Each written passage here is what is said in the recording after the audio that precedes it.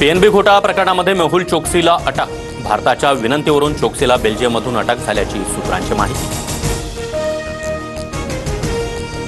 शेतकऱ्यांसाठी पुढील 2 दिवस चिंतेचे. राज्याच्या अनेक भागामध्ये अवकाळी पावसाची शक्यता. पश्चिमेपासून ते विदर्भापर्यंत कमी दाबाचा पट्टा सक्रिय.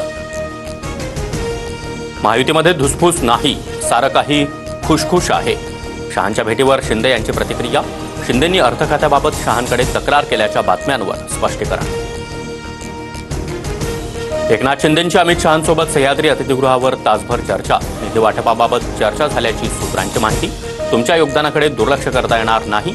शहांकडूनही शिंदेंना सकारात्मक प्रतिसाद.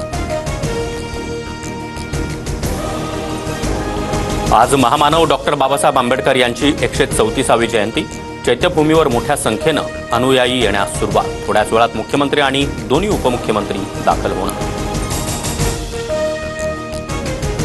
परप्रांतीय म्हणून फक्त उत्तर भारतीयांबरोबरच वाद होतो, कारण उत्तर भारतीय लोकांचे नेते नालायक आहेत. मनसेच्या अविनाश जाधव यांचं वक्तव्य. मनसेचं फ्रस्ट्रेशन आता सगळ्यांना दिसतंय. गुणरत्न सदावर्तेंनी मनसेला डिवचलं तर मी कोणत्याही भाषेत बोलणार, सदावर्तेंचं वक्तव्य.